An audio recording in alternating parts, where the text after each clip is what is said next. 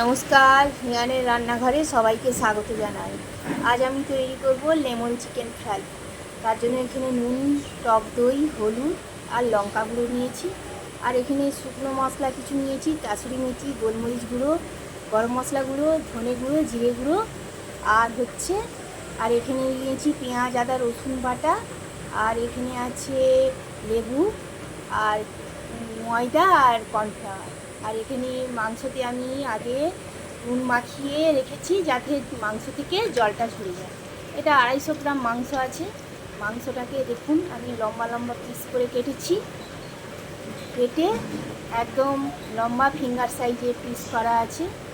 করে আমি এই মাংস নিলে আমি টক দইয়ের মধ্যে দিয়ে দেবো।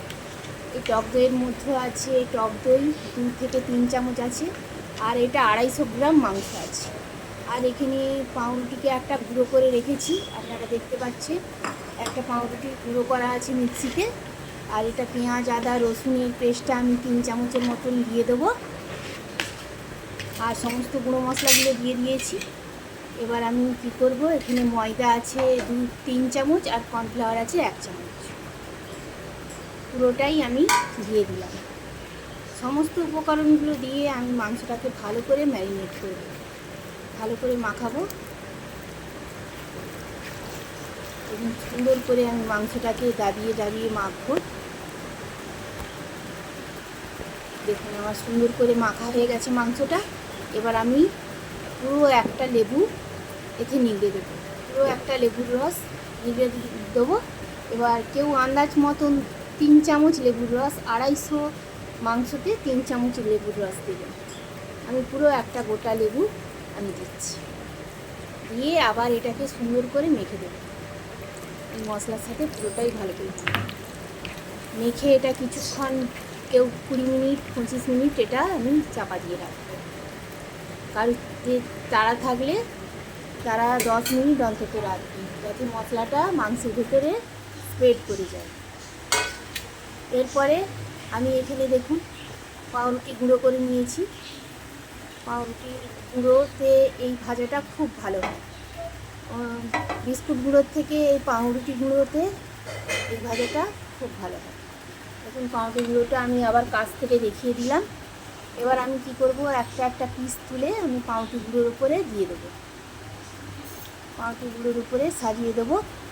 যাদের এই রেসিপিটা ভালো লাগবে তারা অবশ্যই একবার ট্রাই করবেন, একবার করবেন, দেখবেন। এটা খুব সুন্দর খেতে হয় আর খুব ভালো হয় খেতে। আমি এইভাবে উলট পালট করে প্রত্যেকটা মাংসের গায়ে পাউরুটিগুলো লাগিয়ে নেব।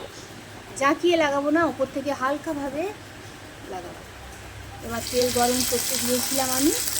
এবার দেখুন এই তেলের মধ্যে আমি ছেড়ে দেবো, একটা একটা করে ছেড়ে দেবো। ছেড়ে এই পুরোটাকে আমি ভাজতে থাকবো, ভালো করে লাল করে ভাজবো। দেখুন আমার এক পিছনের পিঠটা ভাজা হয়ে গেছে। এবার আমি এগুলোকে উল্টে দেবো আস্তে আস্তে। ওপরের পিঠটা ভাজার জন্য আস্তে আস্তে আমি উল্টে দেবো। প্রত্যেকটা পিস আমি উল্টে দিচ্ছি। এর ভাজাটাও সুন্দর হয় পাউরুটি গুঁড়ো দিয়ে, আর এটা খেতেও ভালো হয়। যাদের এটা ভালো লাগবে তারা অবশ্যই আমার চ্যানেলটাকে সাবস্ক্রাইব করবেন, শেয়ার করবেন সকলের মধ্যে, আমার চ্যানেলটা যাতে এগিয়ে যায়।